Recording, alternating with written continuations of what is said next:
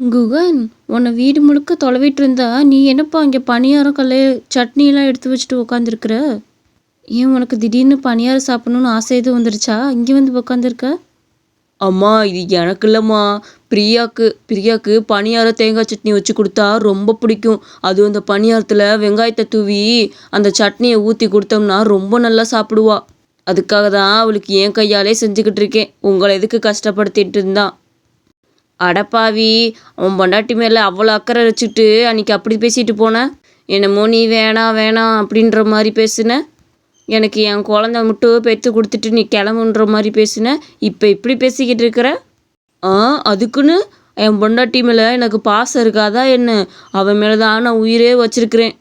அவளுக்கு என்ன பிடிக்கலனாலும் எனக்கு அவளை ரொம்ப பிடிக்கும். அவளுக்காக செய்யாமல் நான் வேறு யாருக்காக செய்ய போகிறேன்? எனக்கு பிரியாதான் எல்லாமே.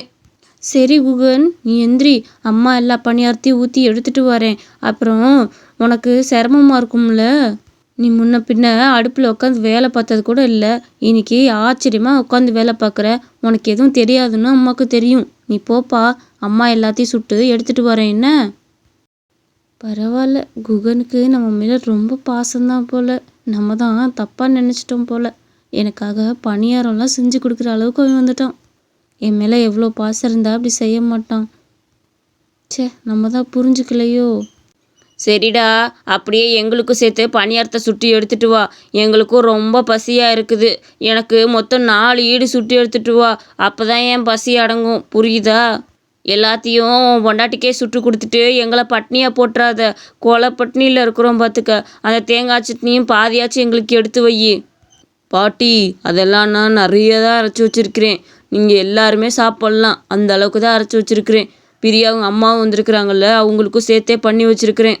அவங்களையும் எப்படியாச்சும் சாப்பிட வச்சுருங்க. பிரியாவுக்கு ஒரு 5 பணியாரம் எக்ஸ்ட்ராவே வைங்க. அவள் நல்லா சாப்பிடுவா. சரிடா. அம்மா, இந்த பணியாரத்தெல்லாம் சுட்டு உங்கள்கிட்ட கொடுத்துட்றேன். நீங்கள் எப்படியாச்சும் பிரியாவுக்கு கொடுத்துருங்க. நான் என் கையால் கொடுத்தா அவள் எப்படி எனக்கு சாப்பிட மாட்டான்னு தெரியும். எதுக்கு வீணா பிரச்சனை? நீங்களே அவகிட்ட கொண்டு போய் கொடுங்க. அவள் நல்லா மனசாக சாப்பிட்டும். நான் சுட்டேன்னு சொல்லாதீங்க. ஏண்டா, இப்படியே இருந்தேன்னா நீங்கள் 2 பேரும் கடைசி வரைக்கும் சேர முடியாது.